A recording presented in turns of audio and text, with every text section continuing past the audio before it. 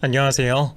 요즘 무더운 날씨 속에서 다들 건강 유의하며 잘들 지내고 계신가요? 저는 부산에 살고 있는 40대 여성입니다. 제 나이 정도면 아직 젊은 나이라 생각하는데 그럼에도 불구하고 얼마 살지 않았다 싶은 저도 참 별일을 다 겪고 살았다 싶어요. 가난한 집에 태어나 뭐 하나 가져본 것 없이 자랐고 세상을 알기도 전에 일찍 시집을 와서 여태 남편과 서로 의지하며 살아왔네요. 사실 저나 남편이나 참 서러운 팔자였습니다. 저희 남편이 8남매 막내인 탓에 제 위로 형님과 아주버님들이 줄줄이 있었거든요. 위로 형 누나들 때문에 기 한번 못 펴본 남편 따라 저까지 무시당하고 손해보고 산 세월도 20여 년입니다. 그렇다고 그게 남편 탓도 아니고 제가 누굴 탓할 수나 있겠냐마는 가지 많은 나무에 바람잘 날 없다고 식구 많은 집에 시집 온 탓에 저도 가족들 때문에 별꼴을 다 봤다 싶어요.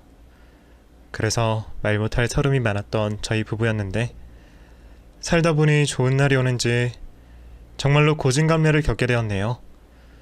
그래서 기쁜 마음에 자랑이라도 해볼 겸 이렇게 사연을 보내봅니다.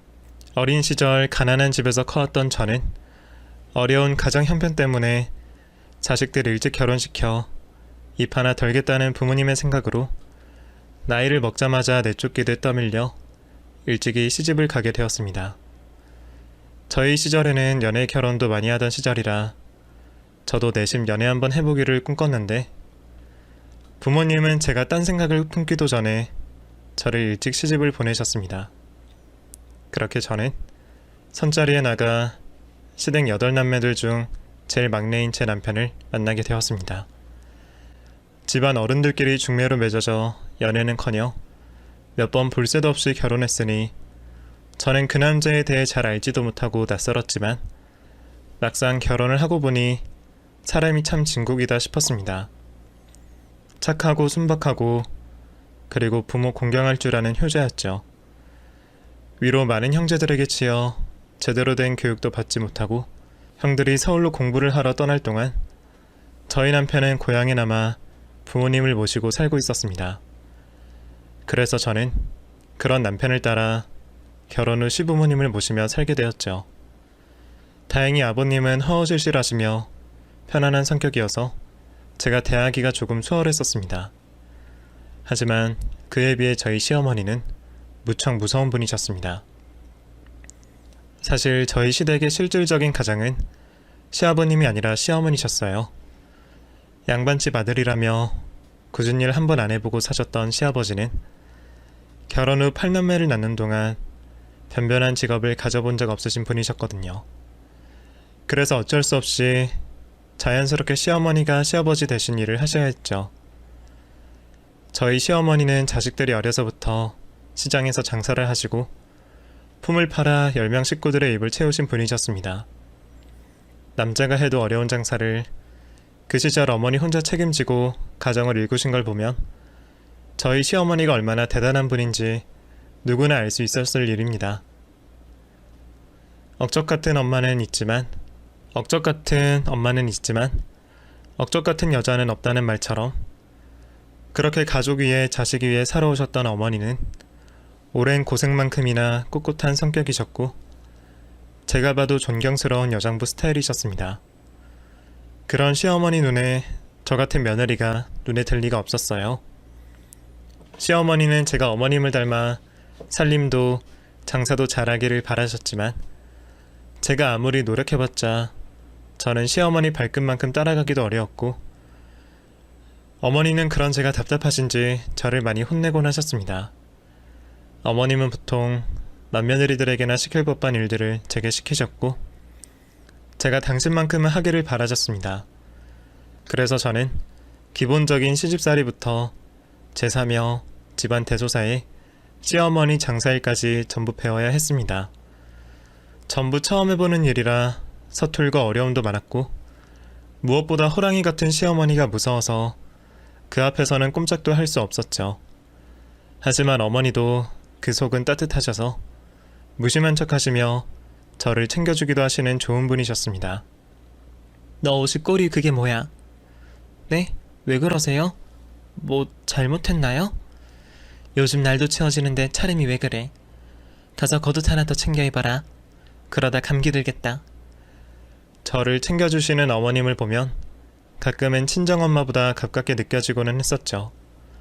하지만 시어머니가 아무리 저를 잘 챙겨주신다 한들 당신 자식들만큼은 아닐 거라 생각했습니다. 평소에도 어머니는 시부모님 모시는 저희 부부보다 멀리 지내며 어쩌다 한 번씩 찾아오는 다른 형제들을 더 좋아하시는 듯 싶었습니다. 큰형님 소식이라면 버선발로 달려나가실 정도였고 늘 남편의 형제들 안부에 철마다 때마다 걱정들을 놓지 않으셨습니다. 하지만 그런 어머님의 관심에 비해 다른 형제들의 방문은 그리 많지 않았어요. 남편이로 자식이 7이나 되었지만 도시살이 하던 식구들은 모두들 자기 살기만 바쁜지 때마다 고향에 내려와 부모님을 찾는 형제는 별로 없었습니다. 보통 형제들이 많으면 대가족이니만큼 명절이나 제사를 중요시할 줄 알았는데 저희 시댁 식구들은 최대한 안 올 수만 있다면 무슨 수를 써서든 오지 않으려 노력하는 듯 했습니다. 매번 일이 바쁘고 자식이 아프고 무슨 핑계들이 그렇게 많은지 7명이나 되는 형제들은 한결같이 다들 바빠 보였습니다. 부모가 얼마나 기다리는지 알지 못하고 그러는지 다른 식구들이 그럴 때면 어머님께 대신 말을 전하는 제가 더 죄송스러울 지경이었습니다. 그렇게 매일 자식들을 기다리시던 어머님은 그리운 자식들을 보지 못해 아쉬웠는지 곁에서 챙기는 저희보다 형님과 아주버님들의 연락을 더 반기셨습니다. 그리고 다른 형제들이 도움을 바랄 때마다 늘 나서서 도와주고 싶어 하셨습니다. 부모 마음은 다 그런지 모르겠지만 저는 식구들이 어머님께 소홀하며 도움만 받는 것 같아서 얌체 같다는 생각을 하곤 했습니다. 처음에는 떨어져 있는 자식이니 더 애다르신 것이 당연한 일이라 생각하면서도 시간이 지날수록 그게 어찌나 섭섭했던지 말이에요. 하지만 어머님의 편애보다 더 속상했던 것은 힘없는 막내 자식인 저희에게 힘든 일을 모두 떠넘기는 다른 형제들이었습니다. 사실 저는 시댁살이를 하게 되면서도 남편이 막내 아들이라는 얘기에 내심 다행이다 싶었습니다. 보통 부모님이 기대시는 자식은 첫째 자식일 거고 거기다 자식이 7이나 되면 각자 하나씩만 일을 맡아도 다 같이 짐을 나눠지며 뭐라도 수월할 거라 생각했었거든요. 하지만 제가 결혼하고 얼마 되지 않아 그것이 모두 저의 착각이라는 것을 깨닫게 되었습니다. 장남이신 아주버님은 첫째라는 이유로 집안의 지원을 가장 많이 받았고 시부모님의 기대도 한몸에 받은 귀한 자식이었습니다. 저희 남편은 대학 꿈도 못 꿔본 것에 비해 큰형님은 더 힘들던 그 시절에도 어머님께서 돈을 빌려가면서까지 대학을 보내셨고 덕분에 아주버님은 대학 졸업장 하나 있다는 이유로 대기업에 들어가 형제들 중 제일 먼저 집을 사기도 했습니다. 그 밑으로 다른 아주버님들도 다들 대학까지는 나왔고 그 중에는 사업을 해서 큰돈을 만진 형제도 있었습니다. 그리고 그 중에서 가장 못 사는 사람은 저희 남편이었어요. 막내라서 늘 뒷전으로 밀려나며 결국 대학 지원도 받지 못했던 남편은 나이 드신 부모님 걱정에 장성한 뒤에도 고향을 떠나지 않았고 결혼 후에도 그 곁을 지키는 효자 중의 효자였습니다. 별다른 지원도 받지 못한 막내가 혼자 자식돌이 하는 동안 다른 자식들은 자기 주머니 채우기만 급급했네요. 받을 만큼 받은 다른 형제들이 아무리 어려워봤자 저희 부부만 할까 싶은데 시어머니는 고향 떠난 자식들이 타지에서 더 고생한다며 매번 뭐 하나라도 더 챙겨주고 싶어 안달이셨고 저희는 같이 산다는 이유로 결혼 후에도 뒷전일 수밖에 없었습니다. 형제들은 그런 어머니의 편애를 잘 아는 듯 받을 것만 받고 나머지 번거롭고 수고로운 모든 것은 저희에게 떠밀기만 했습니다.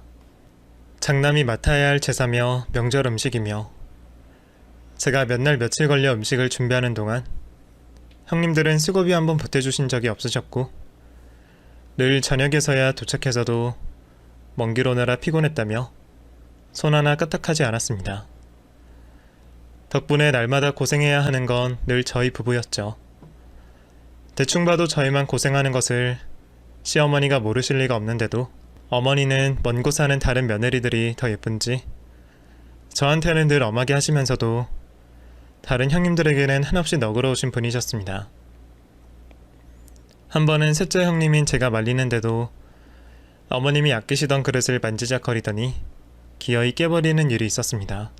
어머, 이거 뭐야? 이거 되게 비싸 보인다. 우리 어머니한테 이런 고급 그릇이 있었네? 형님, 그거 어머니가 아끼시는 거라 만지지 않으시는 게 좋을 것 같은데요? 아이, 뭐가. 그냥 잠깐 보고 넣어 놓으려는 건데 동서가 왜 참견이야? 동서가 뭐 그릇 주인이라도 돼? 그래도 혹시 어머니 보시면 화내실 것 같아서 잠깐만 보고 넣어둘 거라니까 그러네. 불안불안하더라니 형님이 기어이 그릇을 깨고 마셨습니다.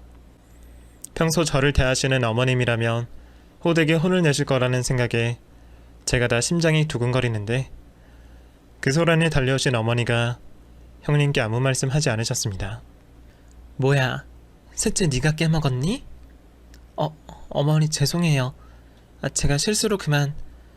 아니, 저는 그냥 잠깐 보고 있었는데 손이 미끄러졌나 봐요. 죄송해요. 그래, 실수라니 뭘 어쩌겠어. 어디 다친 곳은 없고? 네? 네. 그래, 사람 안 다쳤으면 됐지. 애미야, 사람 다치기 전에 깨진 거 얼른 치워라. 그릇을 깬 형님보다 관리에 소홀한 제 탓을 하시는 어머니를 보고 제가 그때 얼마나 서운했는지 모릅니다. 같이 사는 며느리가 더 편해서 그런가 보다 하시면서 저도 할 말이 없었지만 늘 받지는 못하고 그런 취급만 당하다 보니 저도 모르게 어머니께 섭섭한 마음이 커질 수밖에 없었습니다.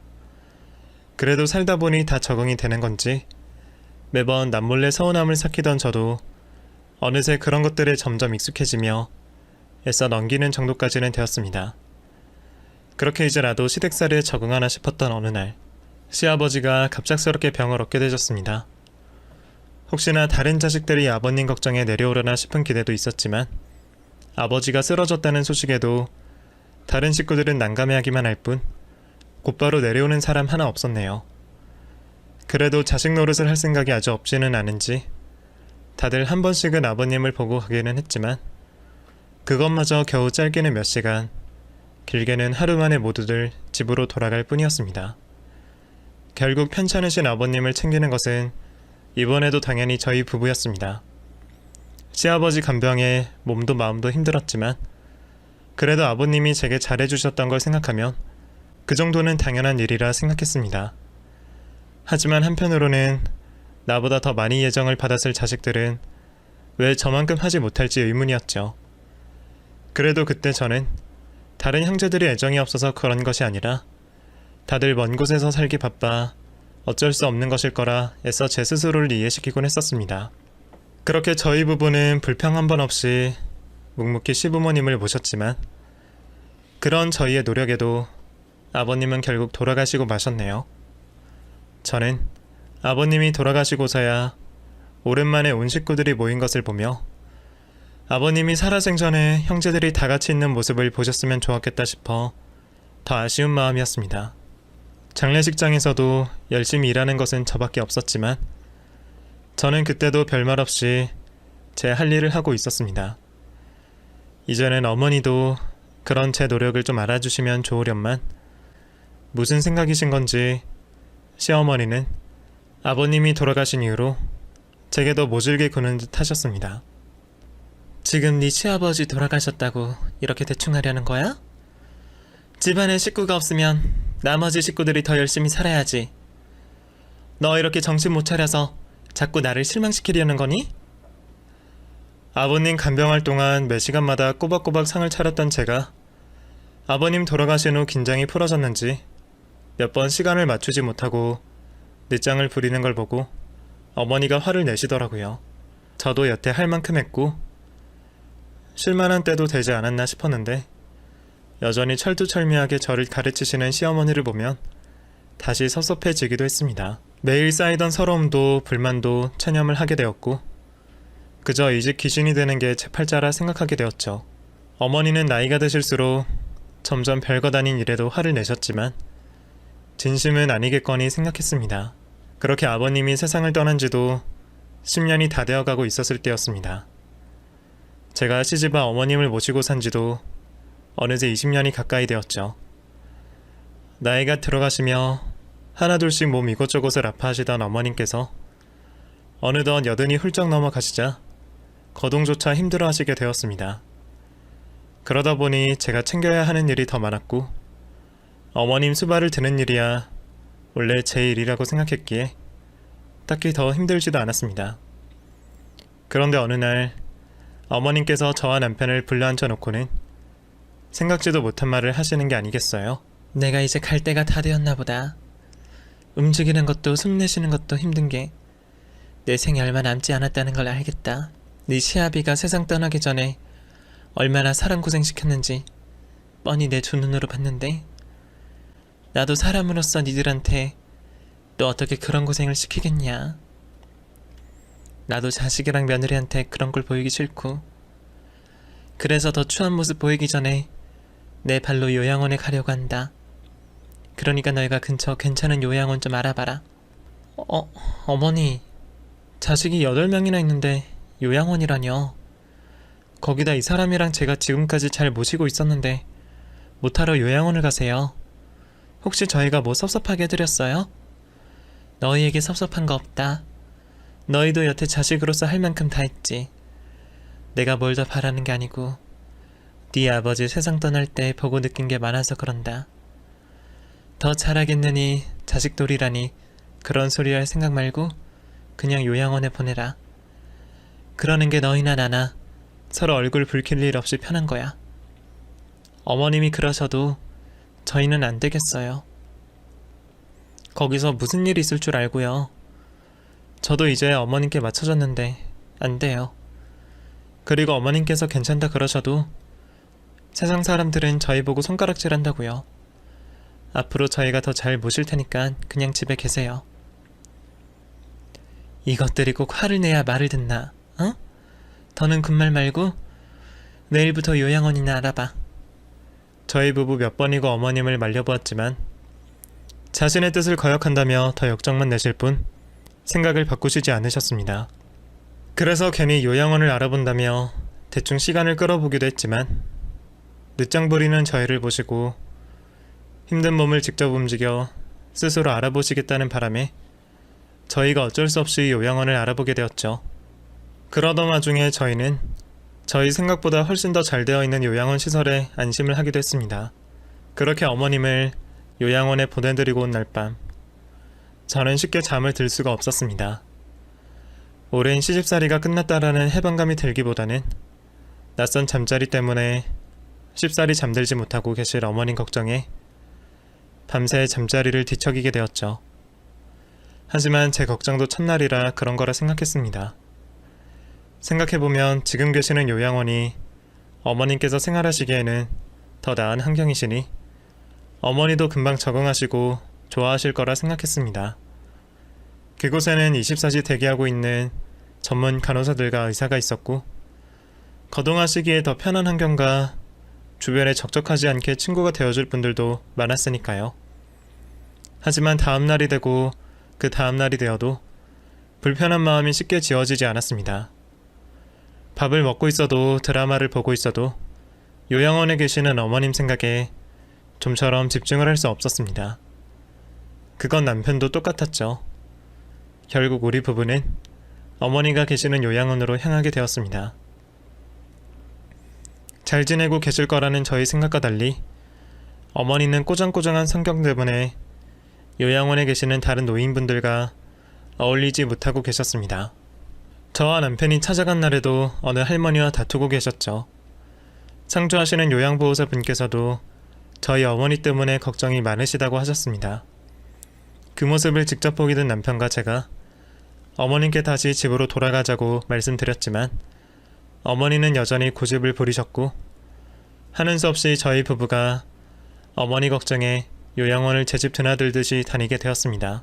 사연을 듣고 계시는 분들이 생각하시기에는 제 발로 다시 시집살이를 하러 가는 제가 미련하게 보일 수도 있겠지만 그때는 그렇게라도 하는 게 제 마음이 편했습니다. 어머님께서도 매일같이 찾아오는 저를 귀찮은 듯 대하셨지만 내심 좋아하시는 모습이셨습니다. 그럴 것도 그런 게 우리 부부를 제외하고는 남은 7남매 중 누구 하나 어머님을 찾으러 오지 않았습니다. 사는 게 바빠 이해를 할 수도 있겠지만 나이 드신 어머님께서 살면 얼마나 사신다고 그러는 건지 같은 자식된 입장에서 이해가 가지 않았습니다. 남편도 자신의 형과 누나들에게 전화를 하여 어머니를 보러 내려오라며 몇 번이고 연락을 했지만 바쁘다는 핑계와 늘 진심 없이 건성으로 하는 대답밖에 듣지 못했습니다. 어머님께서도 요양원에 누워 계셨지만 찾아오지 않는 자식들의 속마음을 알고 계셨습니다. 그 때문에 저희 몰래 눈물을 훔치시는 걸 제가 보고 얼마나 가슴 아팠는지 말로 다 할 수가 없었습니다. 그런 어머니의 애잔한 모습에 저희 부부라도 하루라도 더 찾아뵙고 잘해드려야겠다고 생각하게 되었던 거죠. 저희는 어머니가 조금이라도 더 건강하시게 사시길 바라며 노력했는데 우리 부부의 노력과 달리 어머님께서는 노안에 점점 기력이 약해지셨습니다. 그러다 보니 남편은 가족 모두가 모여 앞으로 어머님을 어떻게 모셔야 할지에 대해서 상의를 해야 한다고 생각했습니다. 직접 형제 자매들에게 전화를 돌려 어머님의 상태를 알리고 모두를 불러 모았죠. 애들 다 와 있었구나. 늦어서 미안하다. 오랜만에 내려오니까 변해서 길 찾기가 힘들었네. 그래, 이제 형이 왔으니 본격적으로 이야기해보자. 그래, 형준아. 네가 이렇게 불러 모은 이유를 자세히 좀 말해봐라. 응? 네가 어머니 옆에 있어서 상황을 잘 알 테니까. 네, 형님. 다름이 아니라 어머님께서 점점 몸이 안 좋아지시는데 저렇게 요양원에만 두고 돌아가실 날만 기다릴 수는 없어서요. 제가 모신다고 해도 어머니께서 워낙 완강하시니 어쩔 수가 없네요. 형님과 누님들께서 어머니께 말씀해 주시면 저희 뜻도 이해하시고 뜻을 굽히지 않을까 해서요. 그러니까 막내 네 말은 우리가 뜻을 모아서 어머니를 설득시키자 그 말이지? 그리고 누군가 한 명이 어머니를 모시는 거고. 네, 제가 모시는 게 제일 좋겠지만 어머님이 편하게 생각하시는 분이랑 계시면 더 좋겠죠. 그래, 어머니가 좋아하시는 사람 집에 모신다.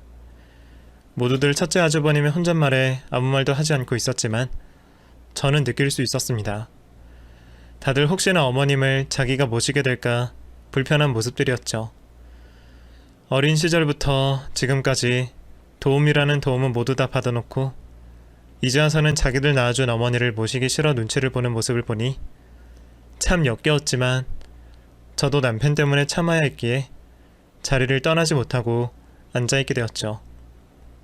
내 생각에는 막내 너희 집을 제외하고는 다들 바쁘기도 하고 어머니가 낯선 타지이다 보니까 아무래도 불편하실 것 같고 그러면 챙기는 것도 한계가 있지 않을까 싶다. 사실 사람들이 괜히 색안경을 껴서 그렇지 어머니 같은 노인분들에게는 요양원만한 곳이 없지. 위급한 상황에 조치를 취해줄 의사랑 간호사도 있지. 싫은 내색하지 않은 보호사들도 있고 거기에 생활하는 사람들도 다들 비슷한 연배라 대화하기도 편하실 거 아니야.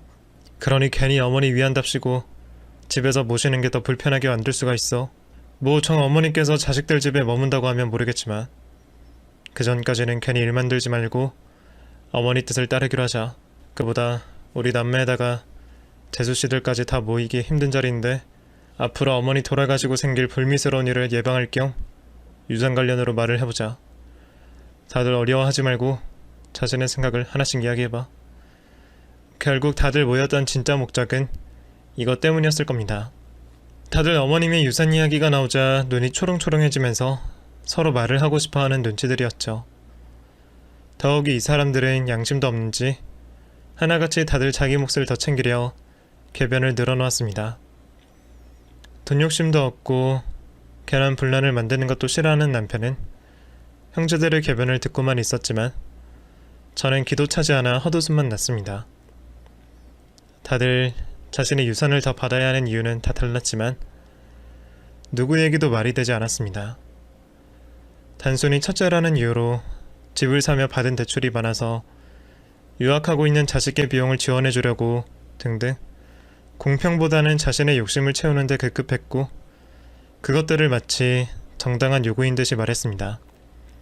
결국에 다들 자신이 하고 싶은 이야기만 하면서 모임은 순식간에 시장판이 되어버렸습니다. 아, 자자, 다들 조용. 이렇게 자기 이야기들만 하다 보면 끝이 없겠다. 끝이 없겠어, 어? 자, 내가 가장 큰 어른으로서 얘기를 종합해보니까 셋째까지가 없이 살아서 고생도 그만큼 많이 했으니 15%씩 가져가고 일곱째 선영이 형편이 좀 어려우니까 좀 도와주자. 그리고 나머지는 똑같이 배분하는 걸로.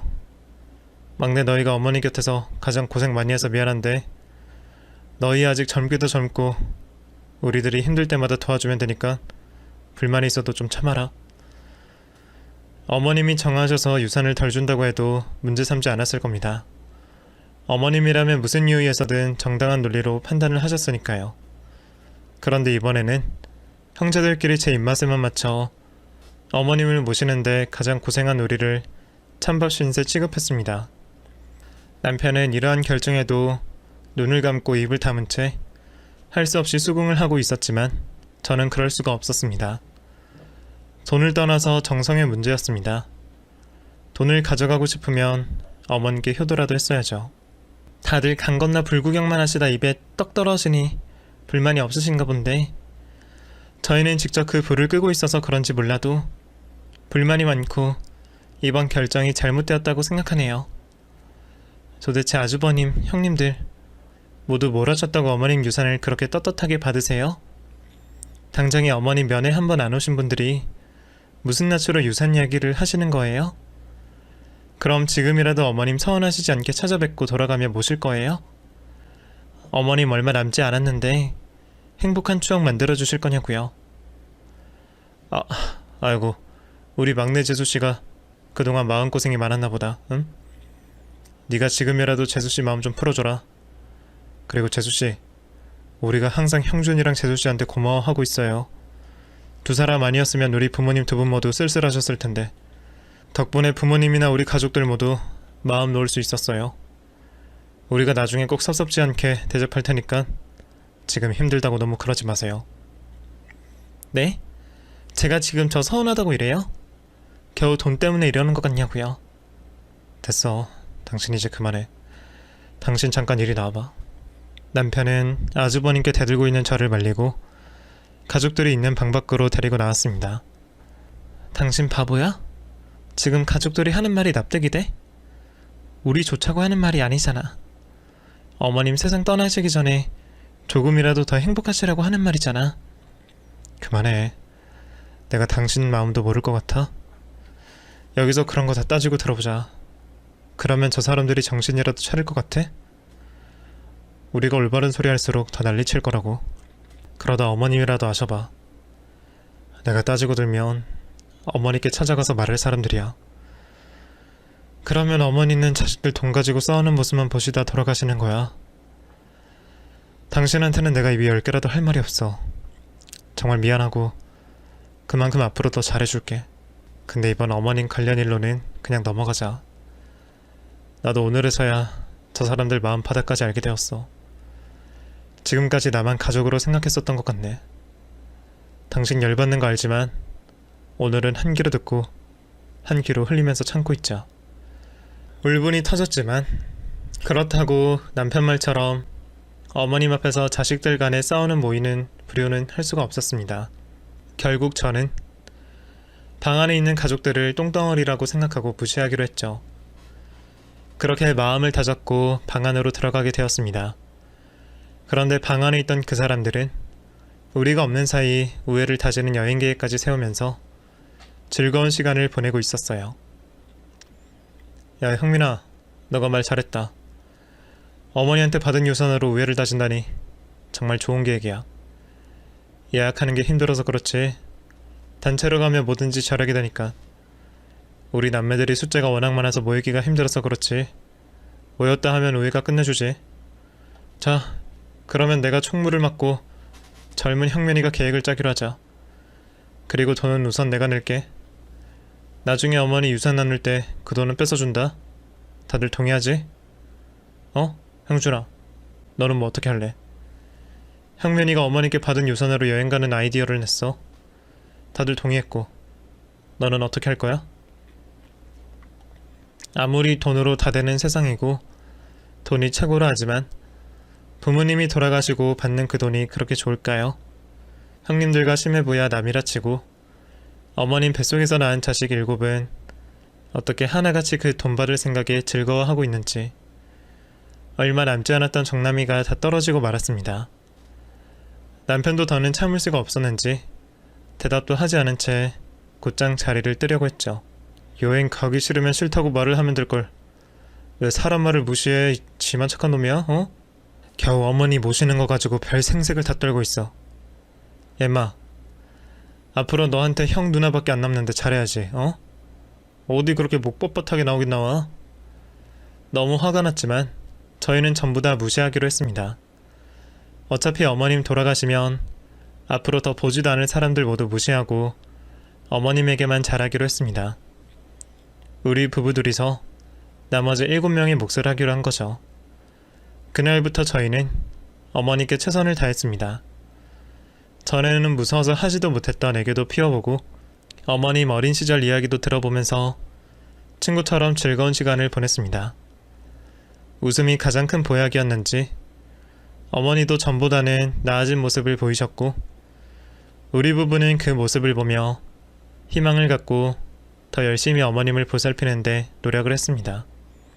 하지만 저희 부부의 노력에도 불구하고 어머님께서는 급격히 몸이 안 좋아지기 시작하셨습니다. 의사 선생님께서는 저희에게 마음의 준비를 하라 말씀까지 하셨죠. 남편과 제가 나름 노력한다고 했는데 저희 정성이 부족했나 봅니다. 적어도 몇 년은 더 저희 곁에 계실 것만 같았는데 이렇게 저희 곁을 일찍이 떠나실 줄은 몰랐습니다. 만약 이러한 결과를 알았더라면 다투고 혼이 나는 일이 있더라도 어머님을 집으로 모셔야 했는데 결국 다 소용없는 가정이었지만 무척이나 후회가 되었습니다. 남편은 마지막으로 임종 많은 가족들이 지켰으면 하는 바람으로 가족들에게 연락을 하였습니다. 그래, 형중이 너가 무슨 일로 전화했냐? 그때 나갈 때는 2번 다시 연락을 안 할 것처럼 하더니. 형님 지금 외국이세요? 연결음이 해외라고 나오는데. 왜, 이제 와서 마음이 편했어? 말했잖아, 우리 여행 간다고. 자식이 그러니까 괜히 빼가지고. 나중에 유산 받으면 가족끼리 개라도 하나 해서 또 한번 여행 가자. 형님, 제가 말씀드리지 않았습니까? 어머님 많이 위험하시다고 말했잖아요. 아니, 형님 누님들 전부 제정신이에요? 이제 정말 얼마 남지 않았으니까 당장 비행기표 끊어서 오늘 밤에라도 넘어오세요. 의사 선생님께서 며칠 내로 임종이 임박했다고 말씀하시니까요. 이 자식이, 너 머리 컸다고 말로만 혼을 내니까 윗사람이 뭐 우습게 보여? 어릴 때처럼 한 대 쥐어박아 줄까? 그리고 오늘 내일이다 말은 해도 그 상태로 1달 2달을 가는 거야. 모처럼 휴가까지 내서 여행 왔는데 어떻게 오늘 밤에 당장 한국으로 넘어가냐? 내가 친구 부모님들 떠나보낸 말을 많이 들어서 아는데 그 정도면 걱정할 거 없다. 몇 번 놀랄 일은 있어도 사람 목숨 그렇게 쉽게 끊어지지 않아. 네가 목소리 높여서 나머지 가족들도 이야기를 들어버렸는데 괜히 오해들 안 하게 내가 알아서 말 잘할게. 그러니까 너도 그만 좀 쉬고 재수씨랑 좋은 시간 좀 보내라. 끊는다. 아무리 짐승 새끼라도 사람 탈을 쓰고 그런 짓을 하는지 부모님 임종 이야기를 들으면 설령 그 말이 거짓말임을 알아도 버선발로 뛰어 들어오는 게 자식 아닌가요? 정말 그 사람들이 밉다 못해 원망스러웠습니다. 그리고 그날 의사의 말처럼 어머님은 더 버티지 못하시고 자꾸 하시게 되었습니다. 의식이라도 있으셔서 저와 남편이 얼마나 어머님을 사랑했는지 들으셨으면 좋았을 텐데 숨이 끊어진 어머님께 수십 번 사랑한다, 죄송하다는 말을 되내게 되었습니다.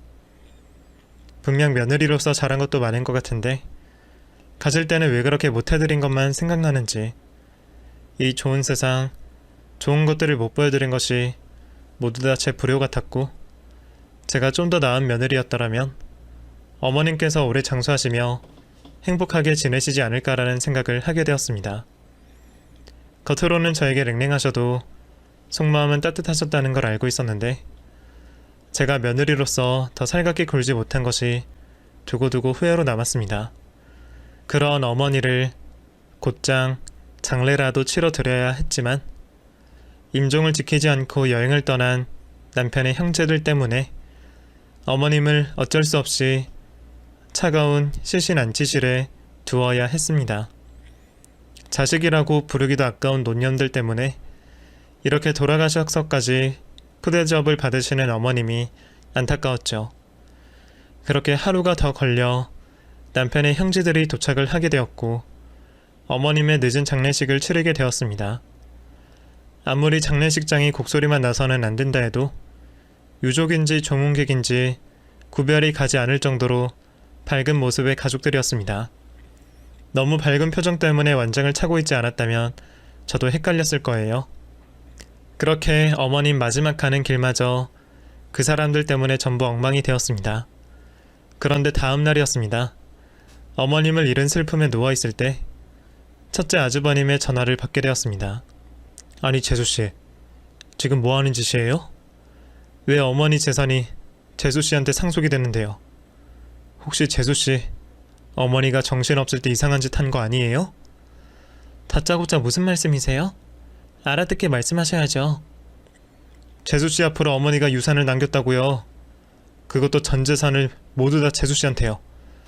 제가 전 재산을 상속받다니 금시초문이었습니다. 혹시나 싶어 요양원에서 담아온 어머님의 물건들을 하나씩 살펴보게 되었죠. 그리고 그곳에는 유언증서와 함께 저에게 쓴 편지 여러 장이 있었습니다. 사랑하는 며느리에게 이 편지를 남긴다.